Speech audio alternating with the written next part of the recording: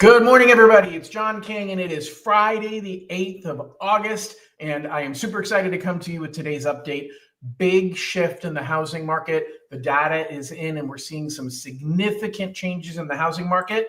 We're seeing price drops in over 35% of the major metropolitan areas nationwide. And I want to dive into what's happening here, why, what's the cause and effect, and what we're seeing and what we think is going to go forward.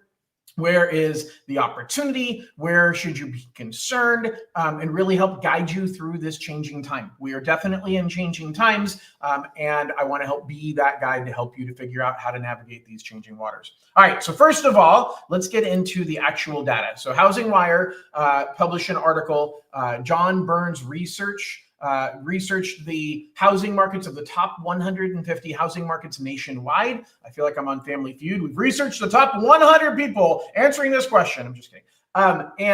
Of those, 53 of them slowed down, and top 150 markets have seen so far, 53 of them have had decreases in prices so far this year.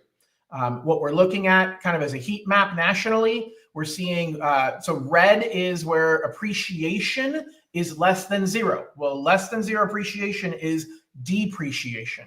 Green appreciation is greater than 4%. And so if we look at this map that Housing Wire and John Burns put together, what we're seeing here is California Central Valley has had a lot of markets that are dropping in prices. Southern California, we've got a little bit of the Pacific Northwest, although Seattle, looks like that's Seattle, is still going strong. Florida and Texas are in really hard hit areas when it comes to housing prices. Yet we're seeing in the Northeast a lot of prices that are still rising. And so we've got really a tale of two regions or two markets, different regions across the country. But what you're looking at is the South and the West that we're seeing prices drop, and in the Northeast we're seeing prices go up. What does this look like regionally? So again, Northeast and Midwest, we're seeing prices up. So this is not, this is the average price increase between last year and this year. Northeast, we're seeing 3% up, Midwest, 2% up, Northwest flat, Southeast down 1%, national average is down 1%. But we start looking at Southwest and Texas down 3%, Southern California down 4%, Florida down 4+, and Northern California pushing 5% price drops in the between this summer and last summer. So I don't know if this report was as of June data. Yeah, June. Here we go. So published June of 2025. The data was June of 2025, published in July. So we're seeing significant price drops. And one of the things that they talk about here is new construction. So we're dealing with issues where we've got an increase in housing supply. Now, builders have been behind the eight ball. And big picture, we're still behind in the number of homes that exist compared to the number of homes that we need. So the housing supply is too low. But builders can't backstock inventory. Builders can't build homes and then put them in a warehouse and wait. They've got to sell them. They have loans on them. They have investors that they borrowed the money from that they have to pay back. And so builders have to sell their homes. Builders have had a large premium over resale homes. So we've seen a big increase over the last decade in new home prices compared to resale prices. They have a lot more fat that they can trim. So they're starting to lower their prices, which is putting pressure on resale prices. And so builders are saying, we've got to sell these homes. They're trying to keep their staff employed. And so in order to keep their staff employed, they have to keep selling homes, even if they lose some money because they made a bunch of money in the past. And so they banked that money for times like this so that they can stay in business because they have to keep selling homes to stay in business. It's like the shark that has to keep swimming in order to stay alive. You have to keep selling homes in order to stay in business as a builder. Otherwise, you have to let go of all your staff, and it's impossible to build back up very quickly when the market turns back in their favor. So we're seeing a significant decrease in new home sales prices, which is putting pressure on the price of resale homes. So we're seeing also the job market slowing down. I'll talk about that in a minute in more detail, but this article cites exactly that. We've seen a slowdown in the job market. We saw a huge shift in unemployment report numbers over the last week. And so a lot of people are just pulling back. They're nervous. Now, one of the things that this article goes deeper into is it says, look, this may be a good opportunity. If you're in a position where you feel stable about your job, you're not thinking you need to sell something in a year or so, and you're not looking for a quick turnaround, because this market is ripe for uncertainty. And so we're not in a position where you can say, hey, I'm going to buy a house and flip it in a month and make a bunch of money, because there's a chance prices are even lower next month. There's a chance prices are even lower the month after that. Here's why I continue to caution you to say, look, you can't wait for the bottom. You look for an opportunity. And this is what they're talking about here, is there are rare opportunities that you can find where you can buy a home and get a deal that you couldn't have gotten before. Could you get a better deal tomorrow or next month? Maybe. But at some point in time, we're going to see the market turn. And I continue to talk about the stories of what happened between 2007 and 2012. And you had the market dropping significantly. And you had, actually 2011 is really where we hit the bottom. And I have thought a lot about, man, would I have bought a house in 2009 knowing that they were going to continue to fall for 2 years? Well, first of all, you can't know that they were going to continue falling. Secondly, prices were back up very quickly. As a matter of fact, prices were above 2007 levels by 2015.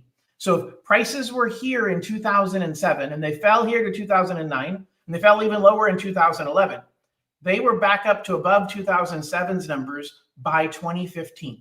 So if you're just in it for the longer run, I'm not talking the long run. I'm not saying you have to be in it for 30 years. I'm not even saying for a decade. But what I am saying is, if you're looking at something longer than 5 years, given the fact that this is not expected to be as big of an issue with housing prices as we saw in the Great Recession.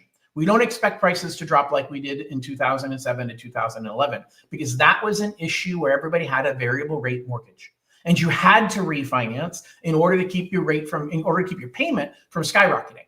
Today, most people have fixed rate mortgages. Now, I've said before, I think the mortgage industry has made the mistake of giving more flexibility on types of loans right now than we should be. But that's not about variable rates. That's about, hey, we qualified somebody using income that is more creative. And that can create some challenges, especially as we start to see cracks showing up in employment. We're going to see some of those people potentially lose homes. But the people who have stable income, they have stable payments.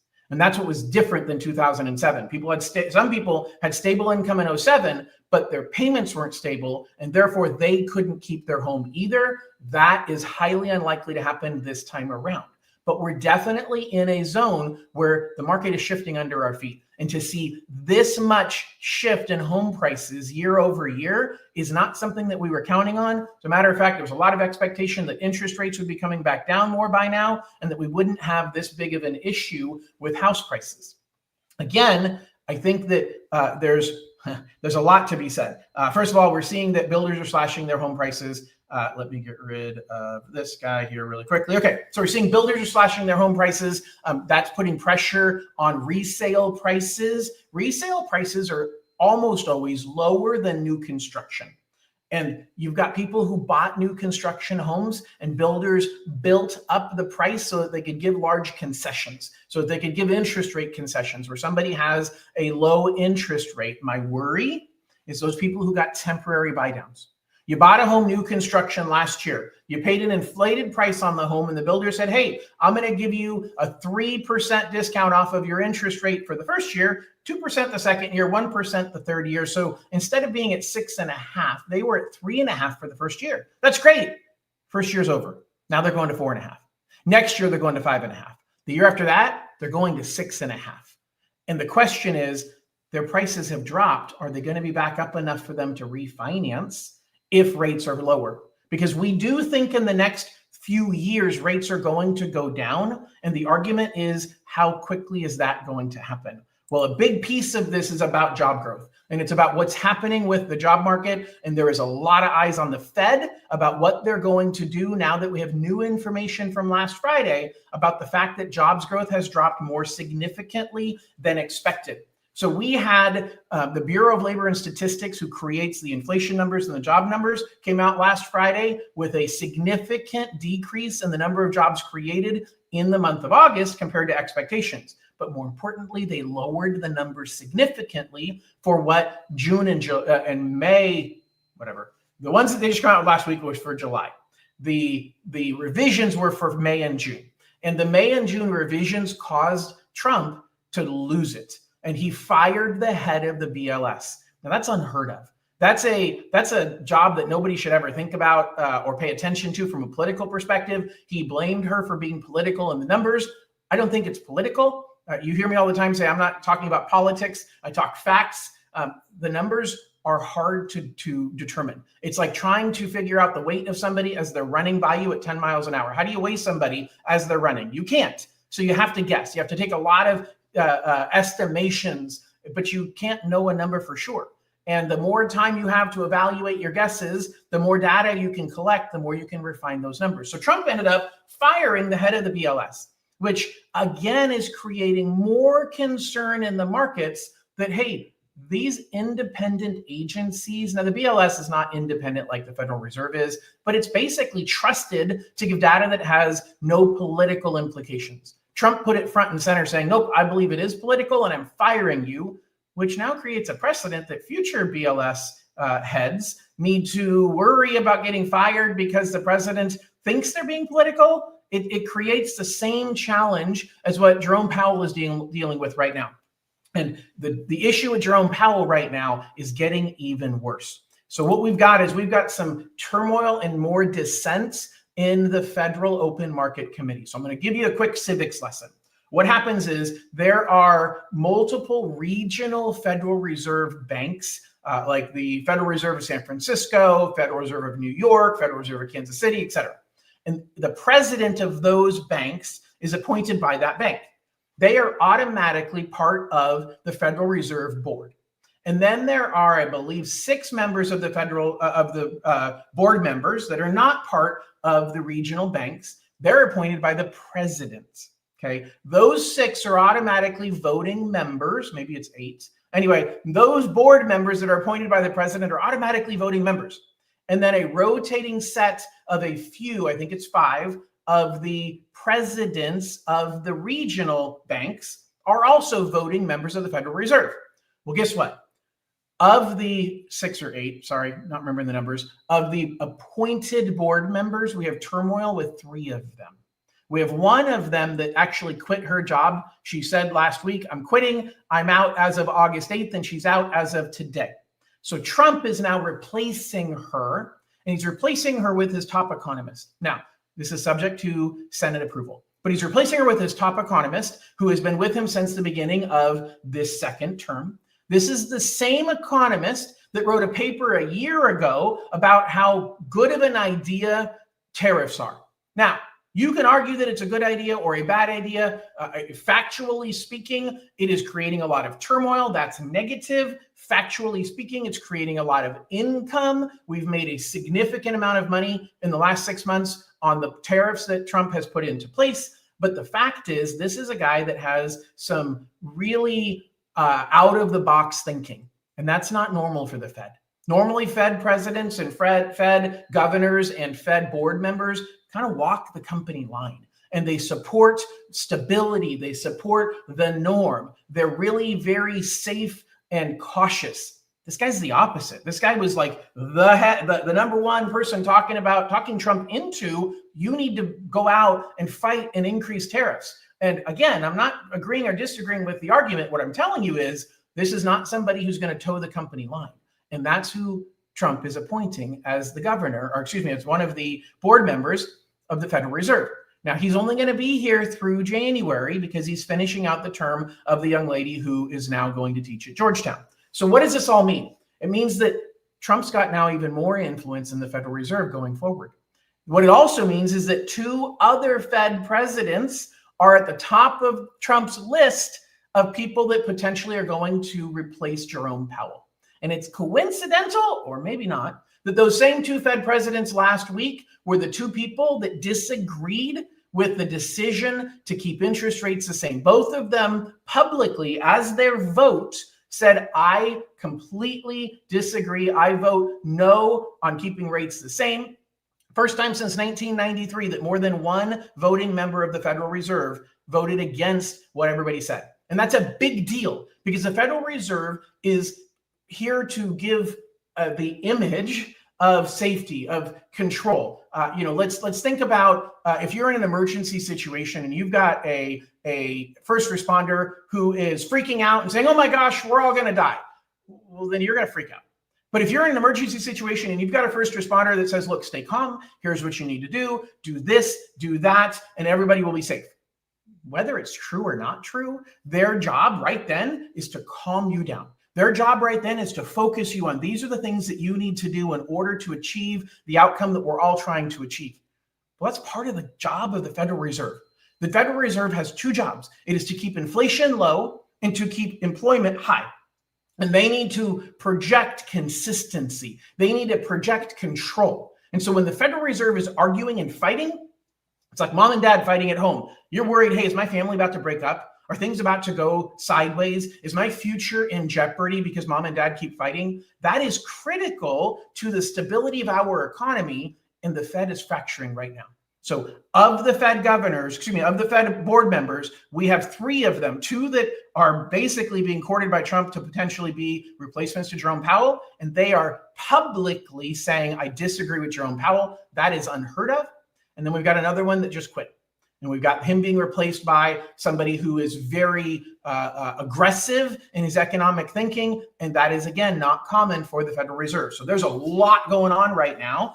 And here's what it's going to look like for the calendar. We have upcoming Jackson Hole. So Jackson Hole is not a real Federal Reserve meeting. It's their annual retreat. They get together, they talk about the economy, they talk about lots of things, but they do talk publicly. So Jerome Powell will come out and make a statement from Jackson Hole. That is going to happen on August 23rd. So it happens from the 21st to the 23rd. I'm not sure what day his statement's going to be. I feel like that's a Saturday. Anyway, the fact is we're going to see late this month an update on what's happening with the Federal Reserve. And depending upon how quickly Trump's appointee gets confirmed by the Senate, I don't know if he's going to be there at that event or not, but there's a lot of turmoil that we're seeing coming ahead. Then we have the next actual Fed meeting that's going to be happening on September 16th and 17th. The market expects interest rates to be dropped on that meeting. Now, don't wait and say, great, then I'm going to lock my interest rate the day after that, because that is not how this works. The market is already right now pricing in a rate drop. And so if they drop rates, then the mortgage rates stay the same. If they don't drop rates, mortgage rates go up. So our buying opportunity is now. The mortgage rate outlook, when you look at the next 45 days, there's a lot of reasons to be hopeful during that 45-day timeline. Now, again, when the Fed speaks from Jackson Hole, that can create either better news for us or worse. There's lots of inflation reports between now and the Fed meeting in September when they will vote to keep rates the same or lower interest rates. But the biggest thing that we're worried about, the biggest thing that we're paying attention to is the jobs report that happens the first Friday in September, because that is going to confirm that we have a significant employment issue that we had not been able to see before now, or it's going to say, wait, we were wrong about being wrong. Imagine if that's what happens. Imagine if there's a lot of job growth for August that's reported in September, that on the July numbers that were reported in August, they showed not a lot of job growth.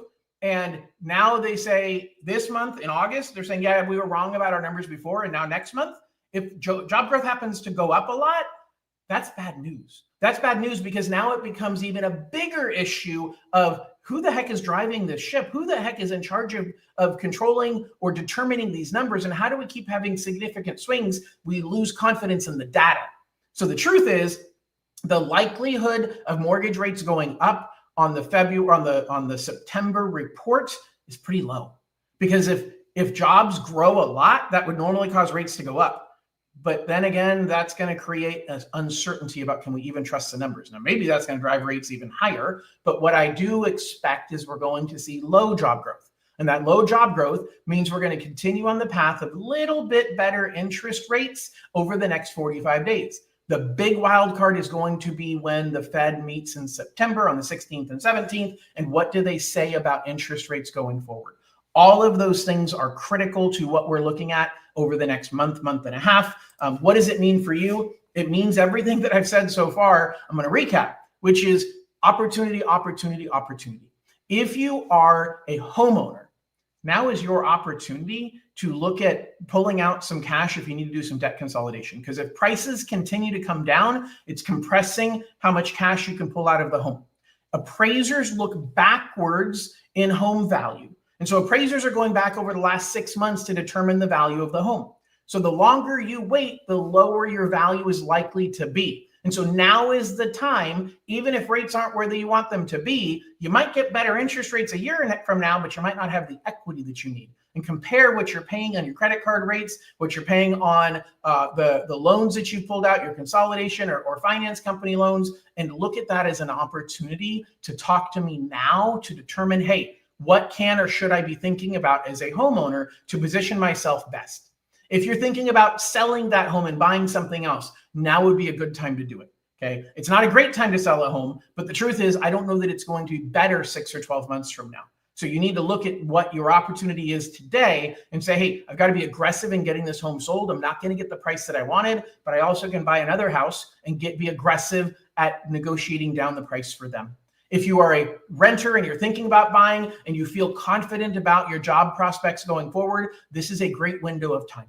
This window, while prices are soft, especially for first-time home buyers, especially for people who have limited amount of cash for down payments, you have a huge amount of negotiation room to negotiate closing costs from a seller, to negotiate concessions towards repairs, lots of negotiation. I'm seeing more than I've seen in the last 5 years at any point in time. We're seeing a lot of opportunity for buyers, and we're seeing a lot of opportunity for people who don't qualify for traditional loans because the sellers have gotten used to, hey, cash buyers, large down payment buyers. I'm going to work with them and not the people with these fringe loan products like bank statement income loans or investors that are buying using different types of loan products.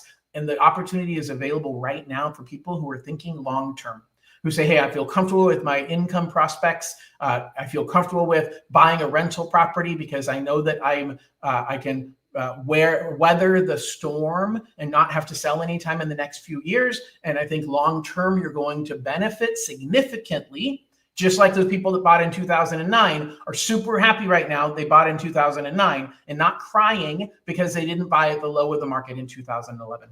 Guys, that's a lot that I've covered. I have a couple minutes for questions. If you have any, post them now. I want to remind you, I do a podcast every single Tuesday morning, From Profits to Properties. It is focused on business owners and investors, but it's good for anybody who wants to get insight into the entrepreneurial thinking. I would encourage you to check it out. Go to FromProfitsToProperties.com to check that out. And I'm going to wrap up with any questions. So if you have a question, you're watching live right now, type it into comments on whatever platform you're watching on. If you just want to tell me how amazing you think I am and how you watch me every single week, I would love to see that too. If you're watching recorded, feel free to post a comment and I'll check that comment out later. Quick update, California Dream for All. We don't know anything yet. I did get some not weird. I got how do I want to say this? Came across some information that I guess there's a bill going through California state legislature about reparations for people who are descendants of slaves. And there's a piece of that bill that basically says, hey, if this bill is passed, then any future Dream for All money, we've got to allocate up to 10% of that Dream for All money for people who are descendants of people who were enslaved. So that's a weird wrinkle. Whether you agree or disagree with it isn't the point. The point is this is the pork. This is the fat that happens through our governmental process where they attach this thing to that thing that one has nothing to do with the other. But it's part of why there's more delays in figuring out, hey, exactly what's going to happen with the Dream for All money. When are we going to launch it? Well, first we got to figure out from the state legislature, what are they going to do? What are they going to set as the rules? And last time they added a rule that says you have to be first generation, that you can never have owned a home and that your parents cannot own a home. You can't have owned a home in the last 7 years. And your parents cannot own a home now, or if they've deceased, they cannot have owned a home the day that they died. And now they might add a rule that says part of the money has to go to people who are descendants of people who were slaves. If that's the case, now there's another delay to figure out, well, how do we track that? How do we certify that? How do we know who meets that criteria? And then how does that fit into the lottery? So there's lots of things that are going on right now, lots of news. Stay tuned. I will keep you updated. Really, really appreciate you trusting me. And as always, I am interviewing for the job of being your lender. So if you have any questions about purchasing a home, refinancing a home, buying investment properties, check out this QR code up here and schedule a time to meet with me. And I look forward to taking great care of you. Make sure to subscribe and share my channel with anybody you know that could use this information, and have an absolutely wonderful weekend. We'll talk to y'all soon. Bye-bye.